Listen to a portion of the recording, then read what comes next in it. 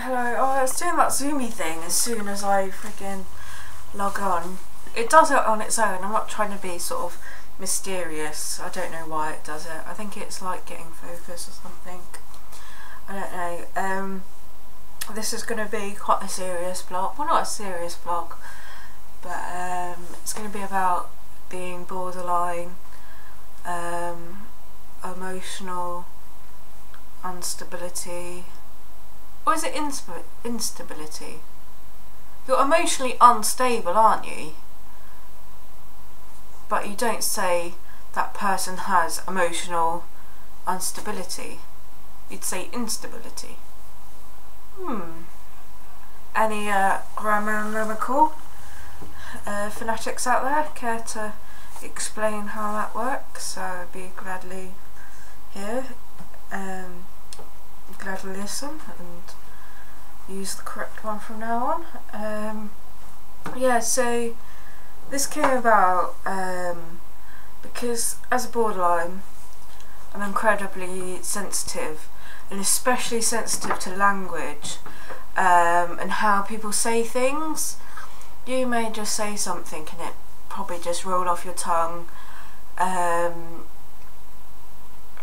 give it no second thought, you know, whereas I will be like so angry or so upset or feel so abandoned or whatever the feeling is, and it'll be like rolling around my head for you know, like weeks. It can be on times, you know. I've like been insulted and sort of been mad about it for about 6-7 weeks. Finally said to the person, actually, when you said that, it really pissed me off.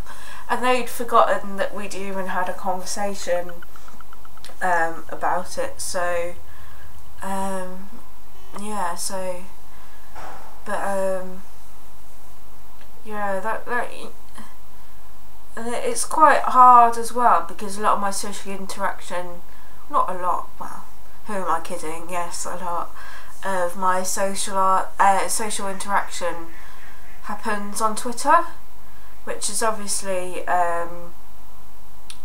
you know, an internet website, so there's no sort of face-to-face body language or anything like that. And something happened yesterday in my last blog, at the end of the story. I mentioned that I was stopping my medication, and I have. And someone said, "Oh well, as it's only an SSRI, and you're not clinically depressed, go ahead, or I can't see why not," or something to the words of that effect. To that person, they were probably just saying, "Oh yeah, you know, that's fine. It's probably not going to have much medical effect, especially if you're not clinically depressed." But to me, that was them saying, "You're not even fucking mental, are you? You're just a little bit of a drama queen, and you're not proper mental. If you were proper mental, you'd have proper medication." Yeah, and I get really angry, and I got really angry at the person, and completely changed my opinion of them for an hour until I got a grip. But that's like the worst, well, one of the worst things about being borderline is just you can have some really good friends, and I do have some really good friends, and just one thing can just completely make you devalue them, you know. And I'm quite a high functioning borderline, believe it or not, so I'll vilify someone, but usually, depending on what I thought about them in the first place, usually I'll just get over myself or say, "Actually, that pissed me off," or "Can you be more aware in the future?" Sometimes I just think, fuck it, I vilified you too much, and maybe it's not just borderline, maybe you are just a bit of a cunt. But you know, there's other borderlines that I know that you piss them off once and that's it, you're gone, after a pretty nasty breakup period. So yeah, so that, and it's really hard because you sort of get accused of not having a sense of humour, which I don't think anyone could accuse me of not having a sense of, you know, I can laugh, and I can laugh at myself, but again, it depends on who it is, because actually I'm surprised it's taken me so long, considering what a big part of my life she is, to mention her. My CPN's called Anne. She works at university as well as in community, and she's just like really amazing, really important to me and stuff. And we have a good laugh. And one day I'd self-harmed quite badly, but didn't want to go to hospital, but I went to see Anne. And it just so happened that my GP was there because they're both managers, so they were having this managers meeting, as health professionals seem to like to do, and turns out, you know, that she said, "Oh, I'll see you, but he has to stay," blah blah blah. We were all talking, well, I was shouting, calling him a useless wanker, because the reason I'd self-harmed was because he was meant to make a referral to St Andrews, but I hadn't done it yet. This is a few months ago now, back in February I think it was, and that really upset me, and it felt like he'd rejected me, that he didn't think that I was good enough for the therapy, other random borderline ideas.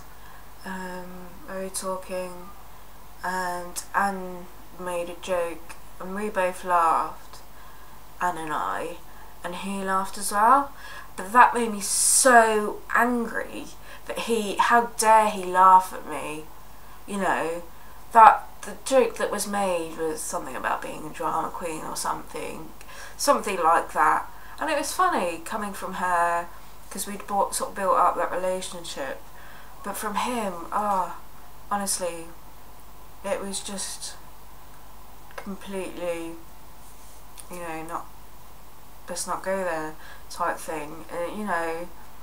So I don't know why, I can't remember why I started to tell that story, but yeah, so it's quite difficult for me to have like consistency in my relationships, and very like a borderline trait is they're very unstable, and that I'm either completely into someone, especially romantic relationships, I'll like fall in love, and people say, oh no, it's not real love, but it is love, really really quickly, and then after a couple of weeks, just not interested, just leave me alone type thing. But those 2 weeks will be really really intense. It could be quite not scary as in I don't stalk people, but obviously if you're normal and all your relationships progress at normal speed, then you know, you can sort of be a bit frightened by it, I guess, or think things are going too quick. Yeah, I can't remember what else I was going to say about being borderline. That's it. Because that's really what it brought it up about Twitter and stuff. It's really hard being on Twitter sometimes, because I live in such an egocentrical world. Everything revolves around me. Not in the sense that I am self-centered, but I'm not a selfish person, if that makes much sense. So, but not good things. So, say if someone posted on Twitter, oh, I love my best friend, they're amazing, whatever, then I wouldn't think that was about me. But this morning someone posted, oh, I can't remember, someone's going to burn or something, they were going to do something bad to someone, or they were going to have an argument or something, and I automatically presumed that was about me, that they hated me, and they were going to get me Whereas I hadn't actually really had much conversation with this person, and certainly haven't, as far as I know, pissed them off or done anything to warrant them being particularly, well, having any particular emotion towards me. So yeah, so that's quite hard. Thing about being borderline. I don't know whether it's being borderline or whether it's just me. I don't know. I guess that's that's kind of the main thing about mental illness, any mental illness, isn't it? That you can't say, oh, I'm bipolar and that's why I do this, or this characteristic is bipolar or borderline or whatever, because everyone's minds are different, aren't they? So maybe I'm just a paranoid, self-centered Fruit Loop. I don't know. Yeah. I also want to talk about like how borderline's treated in the mental health community. It's just really fucking harsh. You're either treated like you're completely fucking mad and people just don't want to be near you. I've had psychiatrists refuse to work with me, or with any like personality disorder, mostly borderline, but I think that's mostly because borderline is the most diagnosed personality disorder. Yeah.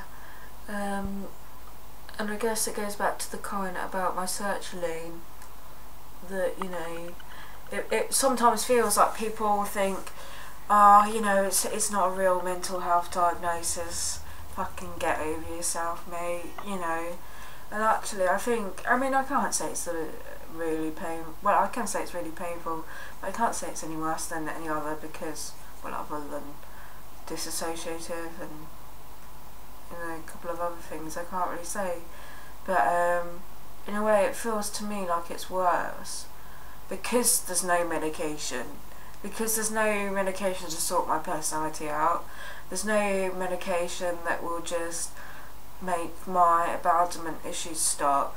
There's no medication to stop me fearing being abandoned by everyone, even people I don't really particularly care if they abandon me or not. You know, so it can feel quite hopeless at times, like you're never going to get better, you know, nothing's ever going to change type thing. Very worries me. The only real cure for, well, it's not really even a cure, it's a coping strategy, is psychotherapy and DBT.